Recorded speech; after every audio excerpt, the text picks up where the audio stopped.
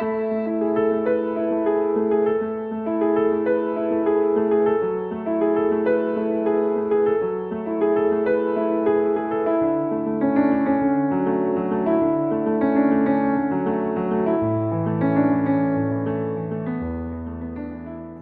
are very, very happy to have with us Father Maverick Fernandes, the President of the Council of Social Justice and Peace. Father Maverick Fernandes is a director, a president, a member of many institutions in Goa. And today you will find out how Caritas Goa is helping various types of situations to get out of the situation they are in and get them into a good existence in life. Father Maverick, thank you very much for coming here to the studio this morning. And let us straight away go into the questions. Tell me, Father, you wear many hats. Which is your favorite hat? If you ask me, my favorite hat has been always to be with the people. Okay, right. In different of their struggles, different of their problems, to be at the service of people. That's been my... Now, the Council of Social Justice and Peace, what does it actually do? The Council for Social Justice and Peace was initiated in order to look at the rights of people. Caritas Goa has been existing for a long time, and this dimension about the rights of people was a need to be addressed. And the diocese took this initiative to formally establish this body, and from 2005 onwards we have this body called the Council for Social Justice and Peace. There was an earlier also from 76 onwards called the Diocesan Service Center for Social Action, but they were not a full-time director or full-time person appointed for that. It was only from 2005 there was a full-time person appointed for them, and I was the first one to do this work in 2005 onwards. So that was, we took on different rights of people. Now we looked at different rights in the sense of their livelihood rights, their entitlement rights, people who have a struggling because of the environmental problems that were emerging. So we looked at a vast area of activities that we had to be engaging with people. And we had very good successes in different fields. We can claim that the whole struggle of the SEZ, if it got a positive response from the people, from the government, it was the tremendous work that we put in so that people could benefit out of it. And we have gone through the Supreme Court, up to the Supreme Court to fight this case. And presently we are on the winning role. Besides, we have had also several interventions in the court where we stalled several projects because they were detrimental to the environment. And it was people's movements. People were struggling and people were fighting for it. We only gave the helping hand to them to push their struggles at a higher level. So basically, the Council for Social Justice and Peace has been with the people to fight for their struggles and see that their rights are upheld. Okay. Besides the one that you just said about SEZ, CRZ, is there any other matter that you personally were involved with and feel that yes, we did something for our Goans? Certainly. Which one was that? Or which ones were they? Yeah, there were many actually. Give us one or two as an example. Yeah. See, in 2008, the central government introduced an amendment called, wanted to do away with the CRZ, and was introducing something called CMZ, Coastal Management Zone, which would be managed from Delhi. And the CRZ was a zone which was demarcated by a line. We went to the villages, particularly the coastal villages, and educated people what would happen if a CMZ is introduced and what protections we have in the CRZ. So village after village, when they understood, were very upset with the amendment that was being brought into this CRZ. Then they said, we will take this to the Panchayat. And they called us to address the Panchayat meetings, the Gram Sabha meetings, to educate people at the Gram Sabha level. This we did in a very concerted manner across Goa. The Panchayat after Panchayat took a decision that they don't want the CMZ. Now this had to be said to the government. So there was an intervention with the government. The government understood, the Goa government understood at that time. And they took a decision as a result of this whole build-up that we don't want to. Because the Goa government took the decision and reported this to the central government, Orissa government took the same decision. Kerala government took that same decision. Tamil Nadu government took that decision. So it was the tremendous work that CSJP did in order to help people understand this. And it had ripple effects across the states. And finally, the central government decided to allow it to lapse. And so that ordinance lapsed. It is unfortunate that the struggle has to be fought again now, because in 2008 there is another draft which has been brought, which is more or less a similar one, and even we can say it's a worse one because of the new clauses that have been added to that, and the struggle continues. Now what they have said, they are not using the term CMZ, they have maintained that CRZ term, but have introduced the same clauses. This is a trick that the government has been playing on the people. So the people have to be vigilant at this point of time also. They have to fight the same issue which was fought in 2008. But if, Father, if there are so many states for you, in a sense, since you initiated it, why is it that the government is still pushing for something that that is not really good for the people? It is very obvious. The government, let me say it very categorically, is not interested in the welfare of the people. They are looking at the welfare of the industrialists. This has been repeatedly seen, and the industrialists are pushing for this. There's a big project of the present central government that they want to introduce major projects into the coastal areas. And these are the reasons that this ordinance has been brought, this draft has been prepared in order to push this thing. This is something which people have to be vigilant and fight it out against. So I must compliment you, Father, for initiating such a fantastic... It's a people's struggle, and people have really worked for this. Yeah, but the thought that you can actually convince the people can convince the panchayats can convince the state government. I mean, that's itself a fantastic achievement. Very good, Father. In fact, very, very the SEZ issue also has been a very significant thing across this country for us.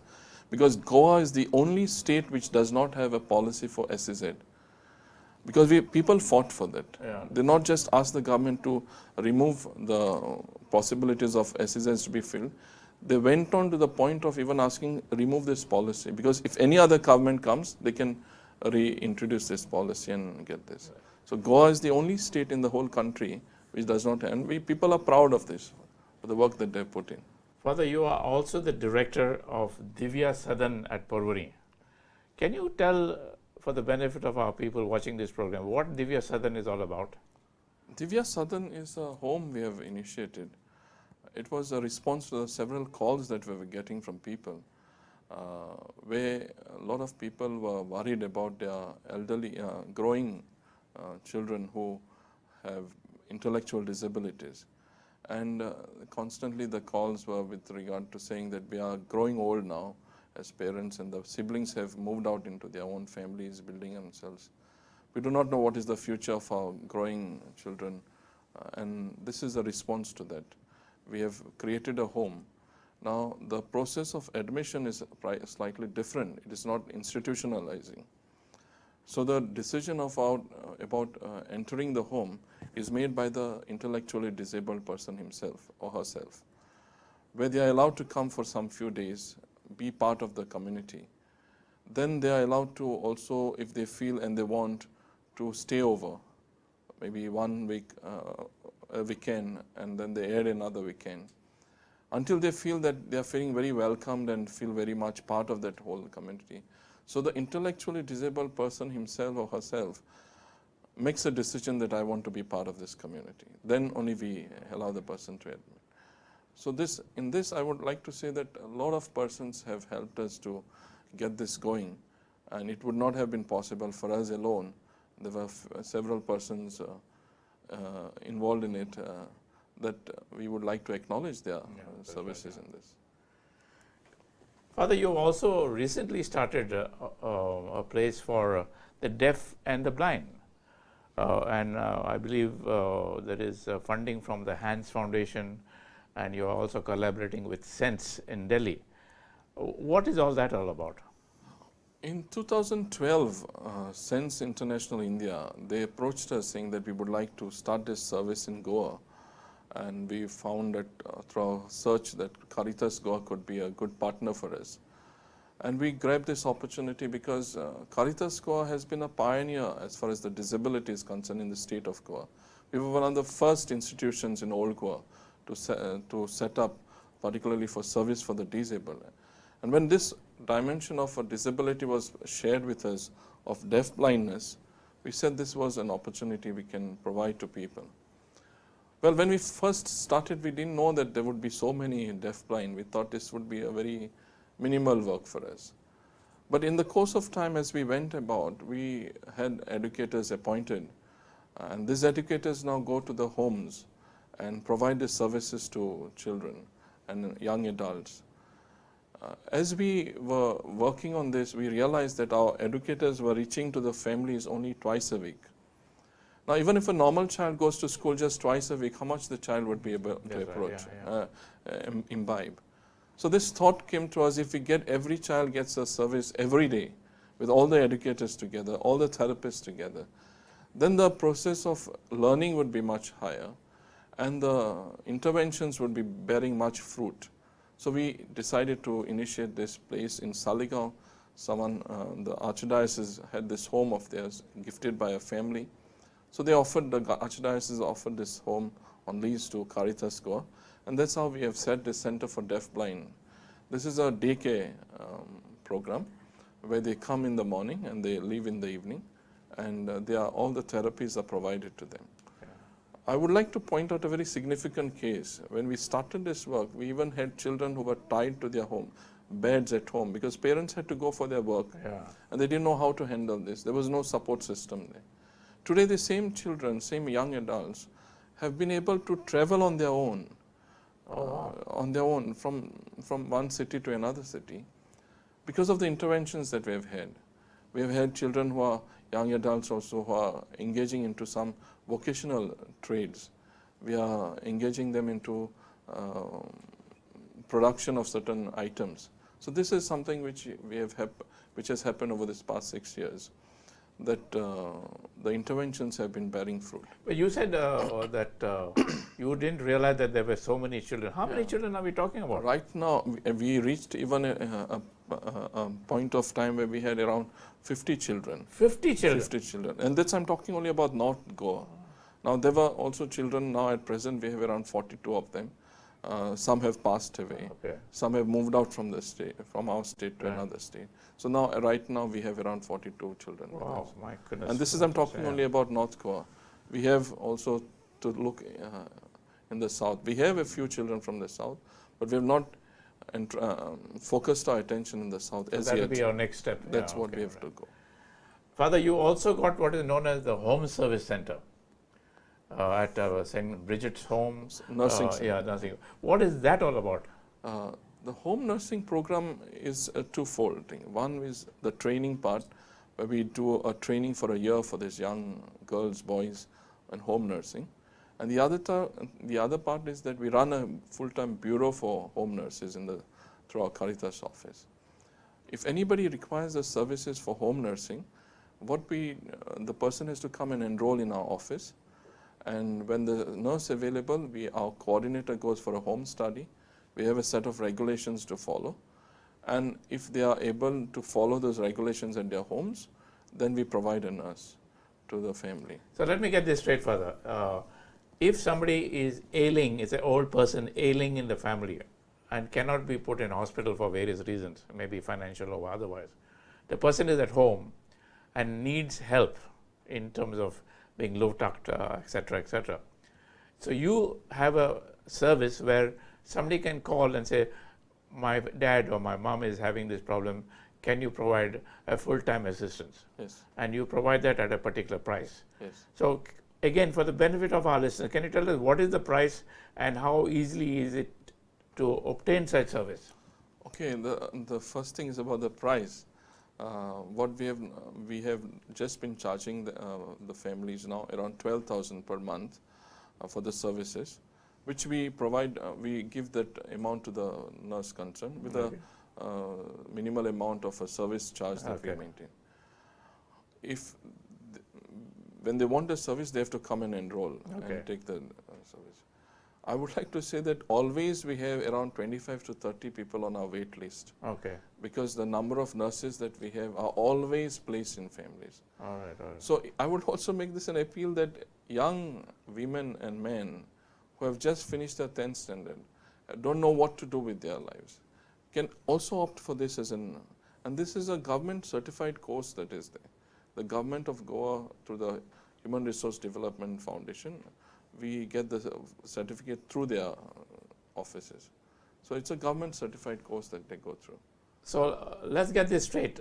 If you are in the 10th standard and you're not sure what to do with yourself and you feel that you can help humanity, here is a golden opportunity where you can get a trained program, and once you get a trained program, you get a government certificate that you're a trained nurse, home nurse, and you get a job through this Father Maverick. 100%. You just register there after the training, and you get a salary of 12,000 rupees. And for those who are disabled and at home, the older people, all you have to do is register yourself, and if there is a nurse available, Father will arrange that nurse comes to your home. And Father, how many hours would they work? They're living nurses. They're living there. So there's no issue of... one day off they have to be given in a week. Okay, right. Wonderful. We follow the normal labor regulations that exist of the state. Father, there is another thing that when we have come up to your office, we see that child help. What is that now? A Childline is a national service that exists. Caritas Goa has been a collaborator for North Goa. Now this only North Goa? Only North Goa right now.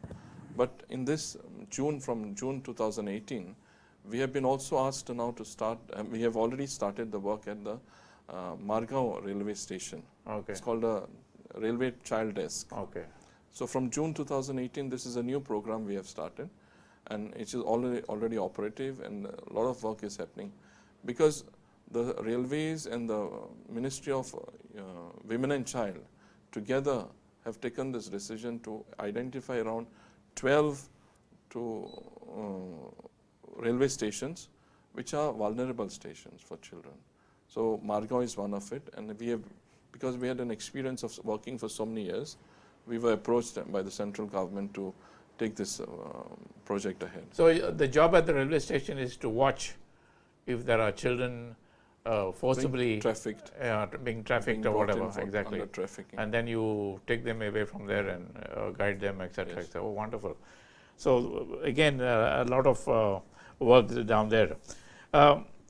Father, there is also this Astro Community Care Center where you are again the boss, another hat. Tell us a little about this Astro Community Center. Astro is our home, a community home for children who are positive HIV. HIV cases. HIV okay. Cases. All right. We have been running this for many years now, from 2002 onwards. And the services that we do there is we help the child to grow despite the infection that they have. We have had children who have grown to finishing their school. Many of them are doing their college. Incidentally, 2 years back, we had children who grew up with us got married. They have now set up their own family. So they are progressing in life as a normal person. What about the job situation for these people? So far, we have not found any problem. We have found persons who are accommodative and giving them jobs also, despite knowing that they have a problem. Because if we make it always known to the employer that the person is having this problem. Oh, you do make it known, actually. Okay. But you have now just for them not to expose it, but for them to be also aware that you're making a conscious choice of providing a job to a person who is positive. How do the parents know about your center, that they can come there and most of our children have been referred to us by doctors, clinics, hospitals, and all. Then also social workers. So then it is a known organization which. And you have two centers, one in. No, right now we have only this. Only one. Okay, right. Okay, and you have also another thing called the Obra de Proteção de Mulher. What is that, Father? It's a Portuguese word, Ah. which means simply protection home for women. Okay. So this is what we provide a service in Nationala. Ah. Now there also there's a twofold dimensions to this work. One is we provide this home for women who are unwed and want to go through the delivery and go through the pregnancy and deliver the child. That place is also available for any abandoned child, any abandoned babies. No? So the government also, when they have that type of cases, they refer them to us. But apart from this dimension of work, we are also a registered body for adoption, for in-country and out-country adoption. So Caritas Goa, through our head office here, manages this work for adoption work that is going on. So this is the protection part of it. The child that is relinquished by the parents, by the mother, then goes in for adoption. We follow all the central government regulations that are available for adoption. This is a very interesting question that answer that you have raised, Father. There are many couples that are childless and like to adopt. Yeah. What do they have to do to get a child adopted by them through you? Procedures have changed now. Earlier, they had to directly approach us and do this work, and we were doing this service for them. Now, the parent themselves have to start this process, without even approaching us. So they have to go on this website of CARA, and they have to enroll themselves on it. After the enrollment process is a little tedious in terms of they have to do a lot of uploading. Okay. So this becomes a little difficult for people, for parents who don't have who are not tech savvy. Okay. So they have to go and approach some Social worker and get this done for them. So after they have enrolled, then there's a column which tells them to choose an organization to do their home study. Okay. So since we are one of the organizations, we also get chosen by the people to do the home study. Now the home study has to be afterwards uploaded by our organization. Okay. With that, the process of enrollment gets complete, and they get a message saying that you are successfully enrolled. Then the wait period begins. Now the child that would be given to the parents is also a choice they have to make online, which we don't much agree with it, but this is the system that the government has put into place. And they have to do an online choice for the child, where they have to, the medical report is given to the parents online, and the child study report is given to the parents. On that basis, they have to make a choice. Okay. So the moment they select a child, the organization where the child is will get an intimation that your child has been chosen. So they have to inform the parents to come for a adoption committee meeting. Okay. So that is the final time that the parents make a choice to say that I want to take the child. Okay. Or if they don't want to make that choice, they can say that I will wait for another. So their name goes down on the roster. So wait till the next opportunity comes for them. Just as a matter of information, how many children have been taken already in adoption through you all? Oh, many. How much? Maybe 20, 30? Yes, per year you're saying. Yeah. Per year 20 more. 20, 30? Yeah. Wow, that's quite a lot of numbers. Wow, fantastic. Further on another area, there is the St. Xavier's Academy at Old Goa. What do you all do there? Well, Center for the St. Francis Xavier Center for the Handicapped has been one of the first centers in Goa for people with disability. It started way back, Monsieur Lois and the others also had started this center. It started as a vocational program first. And then there were a lot of production that were taking place in that area. Then in the course of time, they decided that they should also go in for formal education. So the children who were smaller had to have some. So that the school, St. Xavier's Academy, came into being. Then through the school now, we are the only school for children with disabilities who have got from pre-primary till the higher secondary in academics. There are some who are having higher secondary in vocational, but in academics we are the only one who are following the Goa board, the Goa syllabus. And I must be very proudly saying this, for the past so many years that we have followed the 10th standard, we have been having the 100% results. Wow. Year after year. And this is an achievement our headmistress and the staff that we have has been the committed lot which have been putting their whole heart into the work that they're doing. we could not get 100% year after year. So these are the people who are mentally handicapped? We have there all types of disabilities. Physically handicapped? Hearing impaired. Hearing ability, disability, etc. Yes. And they are getting 100% results. Autistic also we have there. I think this is a good lesson for the schools with normal children who are not getting 100% results. Yeah, they can see us as a model for that. Right, Father. You also are looking after, well, not directly looking after, but you are in charge of something like 25 old age homes in Goa. Yeah, Caritas as such doesn't have an old age home of its own. But we have been entrusted this task of coordinating these services so that facilities which are available can be known. This coordination work is still in the initial stage of getting it through. But we are wanting to see that to make it available to people, even to create a website and make it known to people that these many homes exist with this type of services and this type of facilities. So then it becomes a choice for. So your website which you are planning to create will have data on this particular home is available for men or women. Yes. It will be available for those who are, say, having dementia problems, or they have physically handicapped problems, or they cannot get up from their bed kind of thing. All that will be clearly established and informed. And also whether it is in North Goa, South Goa, etc., etc. Okay. Yeah, will also the cost be mentioned, Father? We have not said it exactly, but we will have to keep it open to the homes whether they would like to share that cost. Yeah. And let it known to people. I suppose there are many age-old homes, at least I am aware of, that though the cost is, say, 10,000 a month, they charge only 3,000 because the people, the siblings cannot afford that kind of money. Lot of services being done through the, and most of these homes are run by our sisters, religious women, and the service is quite encouraging that is being done. So many people who are abroad, who don't know how to handle their aged parents, this is the facility that's available in Goa, and which they can take use of. All right. And another area which again is a social issue due to maybe drugs or alcohol or women bashing or whatever, the prison ministry. Yeah.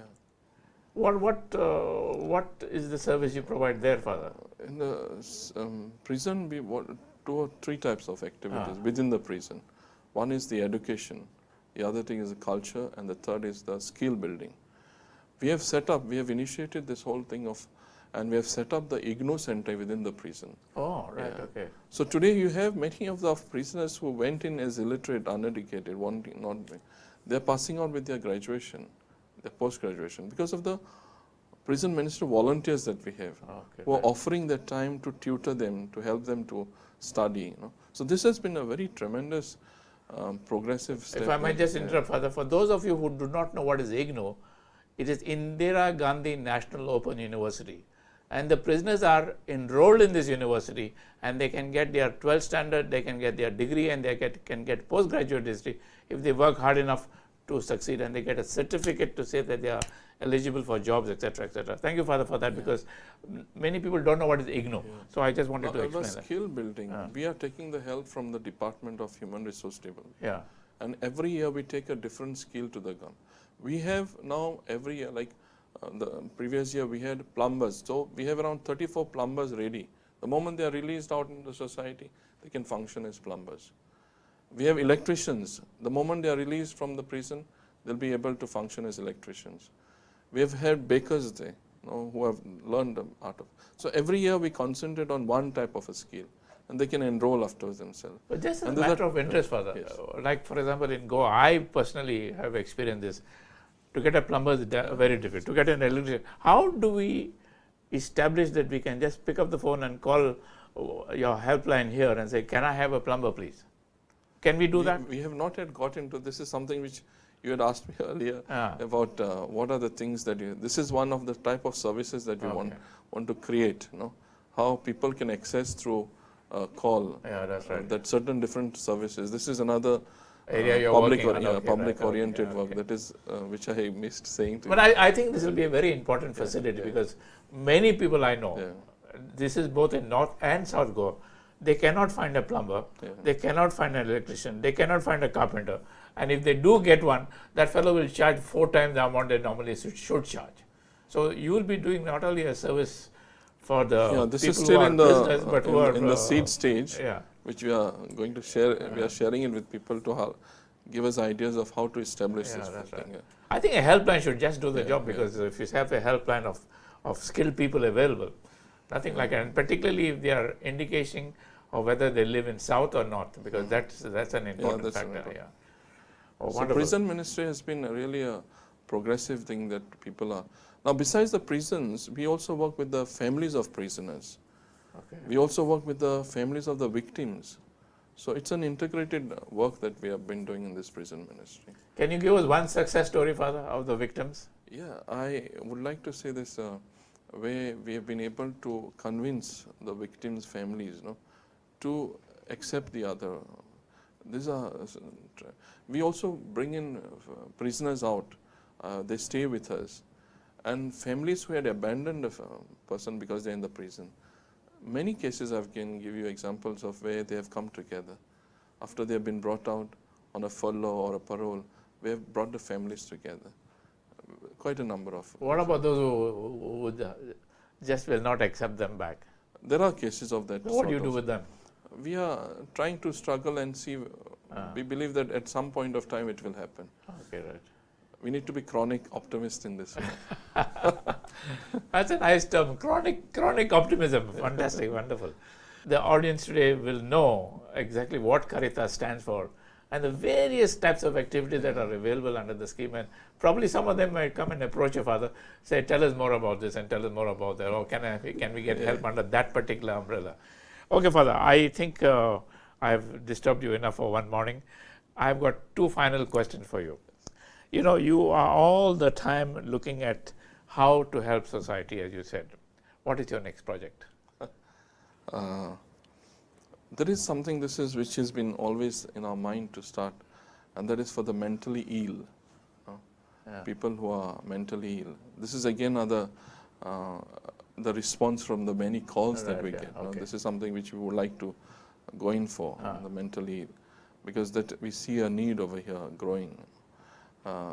This is something which we are our next Actively thinking thinking on. But this is a thing that normally goes into the ages of the old age homes, like dementia and things like that, or this is something worse than that? See, it is also part of dementia, gets also part of it. So this is dimension of Alzheimer's home, of dementia. That is also going to be part of an integrated project that we are thinking of.